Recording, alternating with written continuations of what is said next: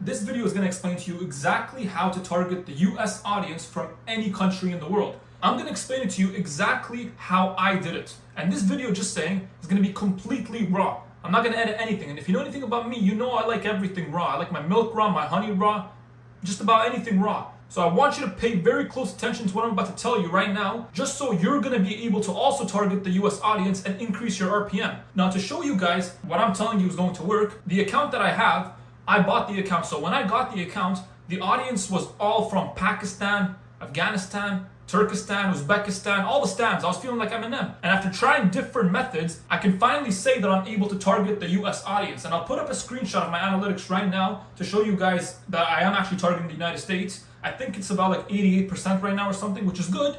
Because when I first started on this account, I had like 20% US audience, maybe even less than that actually. So I'm not gonna waste any of your time. We're gonna get straight to the first point. And to be honest with you, this point is kind of semi-optional. The reason why I say it's optional is because I've seen people not do this, but I do it just because it's like an extra layer of protection, and that's gonna be to get a spare phone. So for me, I have this random phone that I found in a random drawer. I use this phone specifically for TikTok.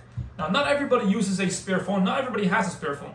If you can't find a spare phone, they are kind of like pretty cheap, to be honest. If you go on like Facebook Marketplace, anything like that, you can find a relatively cheaper iPhone. It is gonna be worth it, but if you don't have a spare phone, then it's not the end of the world. In every step that I'm gonna explain to you, I'm gonna speak about it as if you have a spare phone, just because that's the method that I've been using. But I'm gonna try to give you alternatives around that, just in case you guys don't have a spare phone. If you are to have a spare phone, what you're gonna wanna do is, the very first thing is you're gonna factory reset the entire phone. You wanna erase everything off the phone. You wanna make the phone completely brand new.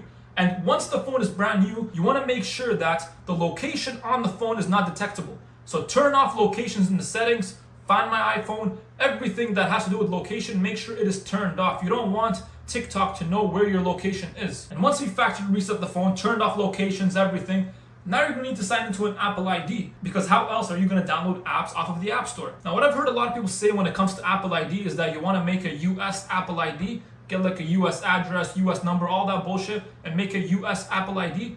I'm gonna be honest with you guys, I did not follow that step. I just used my Canadian Apple ID, and I don't have a single issue with it. So don't stress too much about not having a US Apple ID. Just use whichever Apple ID you want. Once you've logged into your Apple ID, turned off locations, if you have a spare phone, you got a spare phone, whatever, this is technically gonna be the most important step, because this is what I think really did make or break the fact of whether or not I was gonna target the US or not. And now we're gonna be talking about VPNs, physical SIM cards, eSIMs, and proxies. Now, to start off, VPNs, if you're using a free VPN or one of those cheap VPNs, just forget about it. Those do not work. And in terms of a physical SIM card, I have used a physical SIM card and an eSIM card. Physical SIM card did nothing. Don't even bother buying a physical SIM card. They take too long to ship, and they don't actually work. As far as my experience, I don't know if I did something wrong, but from my experience, physical SIM cards did not work. Now, in terms of eSIM, this is the thing.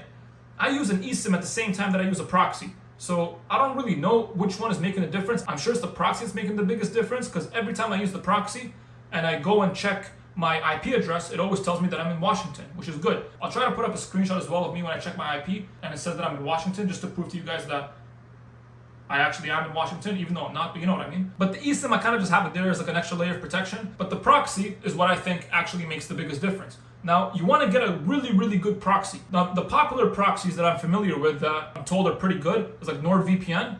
The one that I personally use is Royal IP. That one, I've had no issue with it whatsoever. But just find any reliable proxy that you're able to afford and that you know will work. Read the reviews, watch videos on them. I'm telling you guys from my experience, I use Royal IP. I've seen people use NordVPN. So those are the two that I'm going to recommend you guys. Now, once you've set up the proxy, you have the phone set up and everything, or if you're using your current phone, just make sure you're still using a proxy on your current phone as well. What you want to do now is to make the account. Now, when you're making the account, obviously, if you're not in the US or the UK or any of the countries that are eligible for the Creator Rewards program, you're going to need to figure out a way to actually even be able to get into the program to begin with. So if you know how to actually make an account that will be eligible for the Creator Rewards program and where you can bypass all of the tax information bullshit, then by all means, go ahead and do that. I, for one, have always had issues with that, and to be honest with you, I just really couldn't care less. So you have to go through all the tax information stuff. So what I do personally is I just buy an account that's already monetized, that's already approved for all the tax information, and already has 10,000 followers. Now, that's just a bonus. I don't really care too much about that, but if it comes with it, it comes with it. I have mentioned this website before because it is the website that I personally use, so I can recommend it to you guys, knowing very well that it is reliable. Put a picture of it right now and also leave a link in the description with a code that you can use to get an extra discount off of your order. All their accounts come already monetized with 10,000 followers. They're all pre-approved with all the tax information. All you have to do is just upload a picture of your driver's license, passport, just anything to verify your age. It doesn't matter which country the passport or driver's license is from. All they need it for is to verify your age and also to add a payment method so you can actually withdraw the money. That's literally it. That's all I needed to do. After that, the account was completely set up. After that, you can start posting videos, and those videos are going to be monetized, given that they actually get good views and qualified views. Now, once you've either created an account or bought an account, what you want to do is you want to warm up the account. You don't want to post right away. And this doesn't even necessarily have to do with targeting the United States. This just kind of has to do with just making sure your account doesn't get shadow banned. If you post like 5 minutes after you've made the account, the post is not going to get any views. You're going to be stuck at 0 views because TikTok hasn't really verified your account yet. What you want to do is for some people, they do it for up to 3 days before posting their first post. All you'll do is you'll just engage with other content. You'll go scroll on your For You page, like a bunch of videos, comment on some videos. I don't personally comment, but a lot of people say it is recommended that you do comment.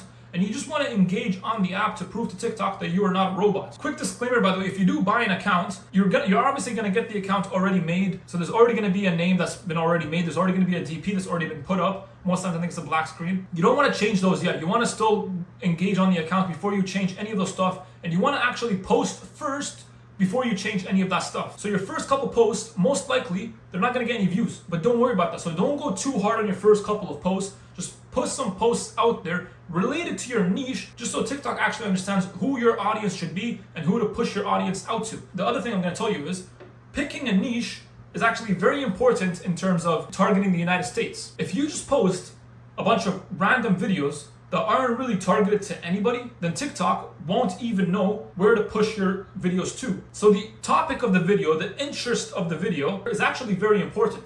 You want to make sure that the content that you're making will have an audience that's interested in it in the United States. So obviously you got to speak English. That's just a given, obviously. And you want to find trendy ideas or a trendy niche or any topic that has an interest in the United States. But most importantly is you want to just post. My first post, it was like 87% Pakistan. Even my second post, it was still all Pakistan. Up until like I think it was 8th or 9th post, that I started actually getting the US audience. Normally, I don't think hashtags matter on TikTok in general, but I do believe that if you're trying to target certain people or a certain audience, putting hashtags does make a bit of a difference. The hashtags have to correlate to the topic. Like, I'm not a big fan of the For You page hashtags and stuff like that for the most part, because I don't really think those do work.